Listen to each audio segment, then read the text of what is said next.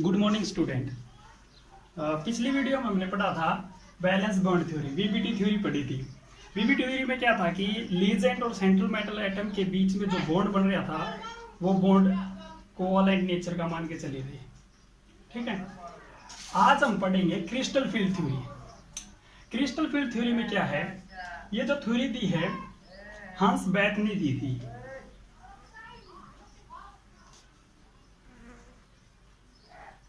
1929 में, और इसके साथ एक और साइंटिस्ट था। उन्होंने क्या माना कि ये जो थ्योरी है इसके अकॉर्डिंग क्या है कि सेंट्रल मेटल आइटम है जो इसके ऊपर पॉजिटिव चार्ज है और इसके जो चारों तरफ जो लीजेंड है उनके ऊपर क्या है, point negative charge. Point positive charge इसके ऊपर है, point negative charge in legends के ऊपर है और इनके बीच में आयनिक बॉन्ड है। ठीक है, तो ये माना है। पहला पॉइंट क्या है इसका, पोस्टुलेट फर्स्ट कि लीजेंड पॉइंट नेगेटिव चार्ज, कि लीजेंड के ऊपर पॉइंट नेगेटिव चार्ज है और सेंट्रल मेटल एटम या आयंस है उसके ऊपर पॉइंट पॉजिटिव चार्ज है। तो इस वजह से इनके बीच में कैसा बॉन्ड है, आयनिक नेचर का बॉन्ड है। और आयनिक नेचर के जो बॉन्ड होते हैं, आयनिक बॉन्ड होते हैं, उनके बीच में कैसी फोर्स ऑफ अट्रैक्शन होती है, इलेक्ट्रोस्टैटिक्स फोर्स ऑफ इंटरेक्शन। इसी तरीके से लीजेंड और मेटल के बीच में इलेक्ट्रोस्टैटिक्स फोर्स ऑफ इंटरेक्शन होगी।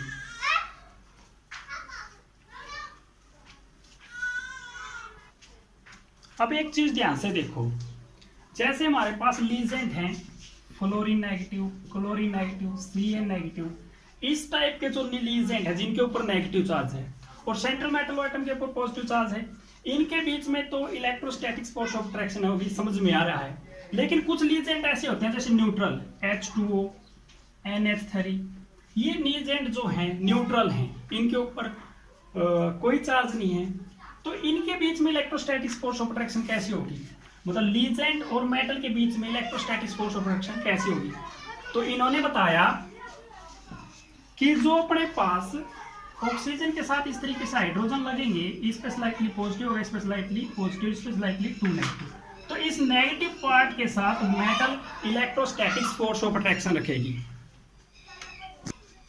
और इसी तरीके से जो NH3 है, NH3 पे जो हाइड्रोजन लगे हुए हैं, इन पे slightly positive, slightly positive, slightly positive, इस पे स्लाइटली नेगेटिव। इसका कारण क्या है कि नाइट्रोजन की इलेक्ट्रोनेगेटिविटी ज्यादा, इसलिए इलेक्ट्रॉन खींचेगी हाइड्रोजन से, इसके ऊपर नेगेटिव चार्ज आएगा और ये मेटल के साथ क्या कर रही है, इलेक्ट्रोस्टैटिक्स फोर्स ऑफ अट्रैक्शन। इसी तरीके से ऑक्सीजन की इलेक्ट्रोनेगेटिविटी ज्यादा है, ये मेटल के साथ इलेक्ट्रोस्टैटिक्स फोर्स ऑफ अट्रैक्शन कर लेगी। ठीक है, उसके बाद सेकंड पॉइंट है the arrangement of ligand around the central metal atom या ion such that repulsion is minimum. अब देखो, इन सभी लीजेंड के ऊपर नेगेटिव चार्ज है, ठीक है, तो ये एक दूसरे को रिपेल करेंगे। तो इनको रिपल्सन कम से कम करने के लिए लीजेंड इस तरीके से अरेंज करने हैं कि ताकि इनमें रिपल्सन कम हो। अब रिपल्सन कम होगा तो जो मॉलिक्यूल की पोटेंशियल एनर्जी है वो कम होगी। यदि पोटेंशियल एनर्जी कम है तो उसकी स्टेबिलिटी ज्यादा होगी। तो इस वजह से हमें लीजेंड को इस तरीके से अरेंज करना है ताकि उनमें रिपल्सन कम से कम हो। ठीक है, क्योंकि लीजेंड के ऊपर पॉइंट नेगेटिव चार्ज है, ये एक दूसरे को रिपेल करेंगे। अब थर्ड पॉइंट में क्या कहता है, ये जो लीजेंड हैं, अब लीजेंड क्या होंगे, ये सेंट्रल मेटल एटम की तरफ आएंगे। इस तरीके से इनमें जो अट्रैक्शन होंगी ये इसके साथ बॉन्ड बनाने के लिए आएंगे। Ligand come to closer to the central metal atom. जैसे जैसे ये नजदीक आएंगे, ठीक है, तो क्या होगा, इनके अंदर रिपल्सन इंक्रीज होगा। रिपल्सन इंक्रीज होने के साथ एनर्जी इंक्रीज होगी। तो सबसे पहले देखो, मान के चलते हैं कि ये सेंट्रल मेटल एटम है और ये लीजेंड है। ये लीजेंड बहुत दूर दूर है, दूर दूर है, तो अपने पास जो डी ऑर्बिटल होगी, डी ऑर्बिटल की 5 ऑर्बिटल होंगी, dxy, dyz, dzx, dx square minus Y square और dz स्क्वायर, ये 5 ऑर्बिटल होंगी। इन 5 ऑर्बिटल की एनर्जी इक्वल मिलेगी। इसको बोलते हैं डीजनरेटेड ऑर्बिटल या ग्राउंड स्टेट। ठीक है, उसके बाद क्या होगा, जैसे जैसे ये लीजेंड इस सेंट्रल मेटल एटम की ओर आएंगी तो इनमें रिपल्सन इंक्रीज होगा। रिपल्सन इंक्रीज होने के कारण इस मॉलिक्यूल की एनर्जी इंक्रीज होगी। एनर्जी इंक्रीज होगी तो ये जो ऑल 5d ऑर्बिटल हैं इनकी एनर्जी ग्राउंड स्टेट से एक्साइटेड स्टेट में चली जाएगी, मतलब कुछ एनर्जी इंक्रीज हो जाएगी। सभी की सभी 5 ऑर्बिटल की सभी की एनर्जी इंक्रीज होगी।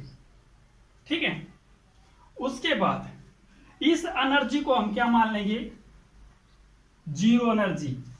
वैसे तो ये ग्राउंड स्टेट थी, एक्साइटेड में चला गया, इसको जीरो एनर्जी मान लेंगे और इसको क्या बोल देंगे, बैरी सेंटर। ठीक है, क्यों मान लिया, क्योंकि अब फर्दर यहां से डी ऑर्बिटल की स्प्लिटिंग होगी।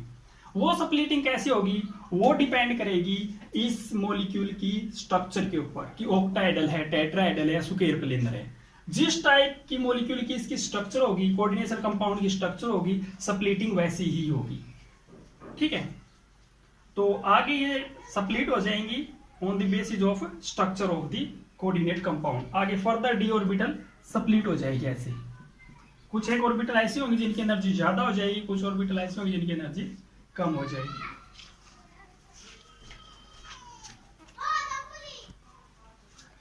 जो अपने पास डीजनरेटेड ऑर्बिटल हैं डी, इनको ग्राउंड स्टेट भी बोल देते हैं और इसको बोलते हैं स्टेट फर्स्ट। ये स्टेट फर्स्ट है। उसके बाद जैसे लीजेंड नजदीक आते हैं तो इनमें रिपल्सन इंक्रीज होता है। रिपल्सन होने के कारण सारी डी ऑर्बिटल की एनर्जी इंक्रीज होती है, तो इसको बोलते हैं नो डीजनरेसी ऑर्बिटल या एक्साइटेड स्टेट। इसको बोलते हैं स्टेट सेकंड। उसके बाद बताया था मैंने कि स्प्लिटिंग है वो डिपेंड करेगी कोऑर्डिनेशन कंपाउंड की स्ट्रक्चर के ऊपर। फर्दर डी ऑर्बिटल आगे स्प्लिट हो जाएंगी।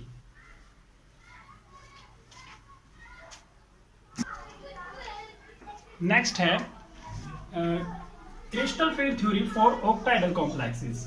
ऑक्टाहेड्रल कॉम्प्लेक्स के लिए क्रिस्टल फील्ड थ्योरी है। अब देखो इसमें स्प्लिटिंग कैसे होगी। ये जो लीजेंड हैं सेंट्रल मेटल से बहुत दूर दूर है। ठीक है, सेंट्रल मेटल दूर होने के कारण जो अपने पास डी ऑर्बिटल है उन सभी की इक्वल एनर्जी होगी।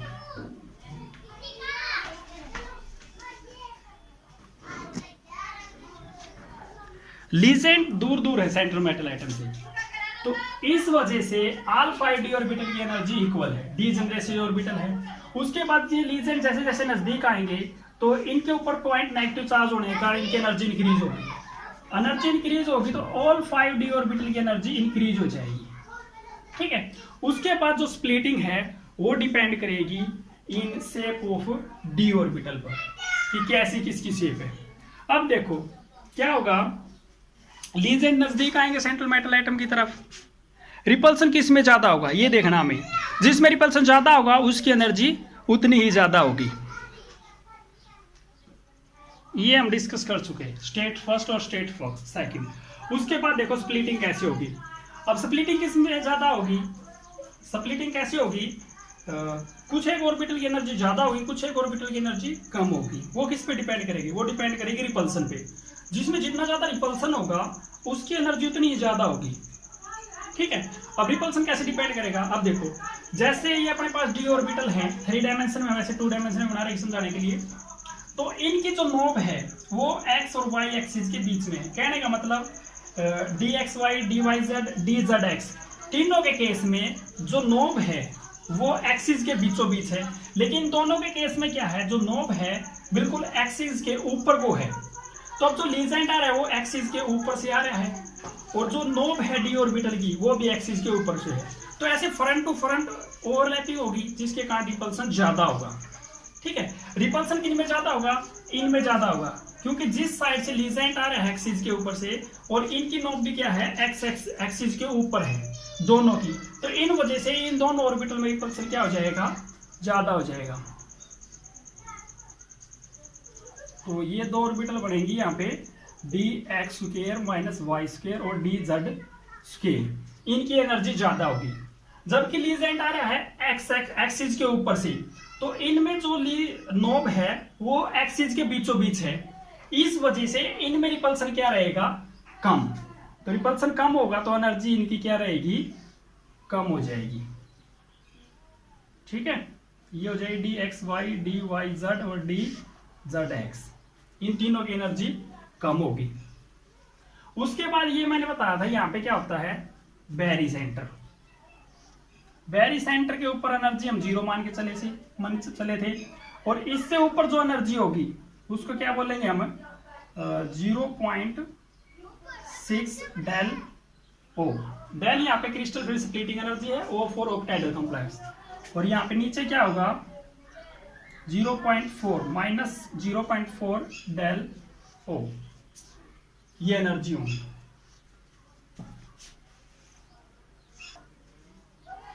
तो इस तरीके से स्प्लिटिंग होगी, और ये जो पूरी स्प्लिटिंग एनर्जी है यहां से यहां तक की, इसको क्या बोलेंगे हम, डेल ओ, यानी कि क्रिस्टल फील्ड स्प्लिटिंग एनर्जी। ठीक है। हायर एनर्जी ऑर्बिटल को क्या बोलते हैं, ईजी ऑर्बिटल, और लोअर एनर्जी ऑर्बिटल को बोलते हैं T2G ऑर्बिटल। ठीक है। T2G ऑर्बिटल और EG ऑर्बिटल के डिफरेंस को क्या बोलते हैं, crystal field splitting energy. The difference between T2G and EG orbital is called crystal field splitting energy. जो अपने पास लीजेंट हैं, इन लीजेंट की क्रिस्टल फील्ड स्प्लिटिंग एनर्जी को अरेंज करने को बोलते हैं स्पेक्ट्रोकेमिकल सीरीज। ठीक है। क्या करेंगे, इसमें जो लीजेंट हैं एक साइड तो रखेंगे, जैसे weak ligand, weak field ligand, फिर उससे ज्यादा ज्यादा ज्यादा लास्ट में जाके क्या हो जाएंगे, स्ट्रॉन्ग फील्ड लीजेंट, यानी कि increasing order of crystal field splitting energy is called spectrochemical series.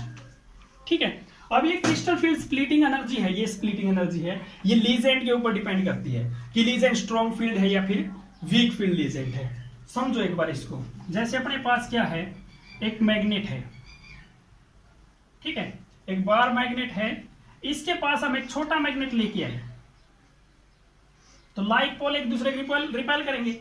अब ये छोटा मैग्नेट इसको क्या करेगा, कम रिपेल करेगा, कम रिपल्सन होगा, कम रिपल्सन होगा तो इसमें क्या होगी, क्रिस्टल फील्ड स्प्लिटिंग एनर्जी कम होगी।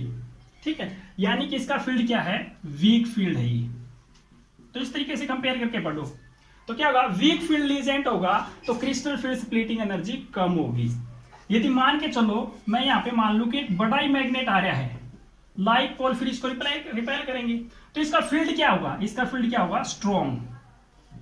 तो स्ट्रॉन्ग फील्ड लीजेंट आएगा तो रिपल्सन ज्यादा होगा, रिपल्सन ज्यादा होगा तो एनर्जी ये क्या रहेगी, ज्यादा। जितना ज्यादा रिपल्सन होता है उतनी ज्यादा एनर्जी होती है, तो रिपल्सन ज्यादा होगा तो ये एनर्जी क्या रहेगी, ज्यादा। तो स्ट्रॉन्ग फील्ड लीजेंट की क्रिस्टल फील्ड स्प्लिटिंग एनर्जी होती है ज्यादा, बहुत ज्यादा होती है, और वीक फील्ड लीजेंट की क्रिस्टल फील्ड स्प्लिटिंग होगी कम। ठीक है। अब इस थ्योरी के इंपॉर्टेंट चीज देखो, इसने क्या बताया सबसे अच्छा, इन्हें बताया कि यदि कोई स्ट्रॉन्ग फील्ड लीजेंट है, स्ट्रॉन्ग फील्ड लीगेंट्स है, स्ट्रॉन्ग फील्ड लीगेंट्स होगा तो इसका मतलब क्या होगा, स्ट्रॉन्ग फील्ड लीजेंट है यानी कि रिपल्सन ज्यादा करेगा, उसका फील्ड ज्यादा है, रिपल्सन ज्यादा होगा तो क्रिस्टल फील्ड स्प्लिटिंग एनर्जी क्या होगी, ज्यादा। क्रिस्टल फील्ड स्प्लिटिंग एनर्जी क्या होगी, डेल नॉट आई। यदि ये एनर्जी आई है, क्रिस्टल फील्ड स्प्लिटिंग एनर्जी आई है, मान लो कि फर्स्ट इलेक्ट्रॉन इसमें आया, सेकंड इसमें, थर्ड इसमें, तो फोर्थ इलेक्ट्रॉन ऊपर जाने की बजाय इसी में हो जाएगा, तो इसका मतलब क्या होगा, ये लो स्पिन कॉम्प्लेक्स।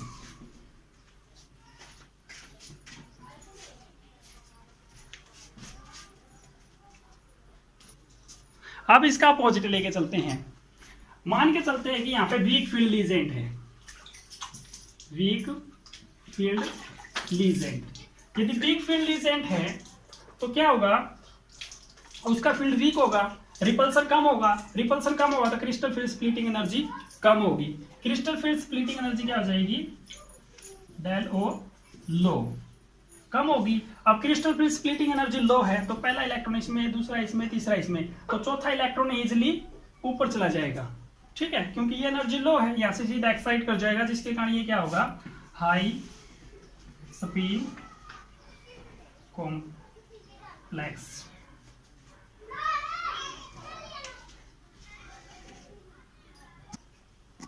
और इस थ्योरी ने एक बताई थी magnetic property of complex. Magnetic property of complex पहले ही बता चुके हैं, पैरामैग्नेटिक और डायमैग्नेटिक होते हैं।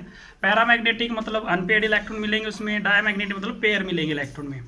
और एक प्रॉपर्टी और है कि ये इसने बताई कि कॉम्प्लेक्स जो होते हैं वो कलर होते हैं, ज़्यादातर मैक्सिमम कॉम्प्लेक्स क्या होते हैं, कलर होते हैं। उनका कारण क्या है, ये स्प्लिटिंग के कारण ही होता है। इलेक्ट्रॉन ग्राउंड स्टेट से एक्साइटेड स्टेट में चला जाता है, ये मान लो कि T2G ऑर्बिटल से EG ऑर्बिटल में चला जाता है, इस वजह से ये क्या होते हैं, कलर कंपाउंड होते हैं। तो इस थ्योरी में बस इतना ही है।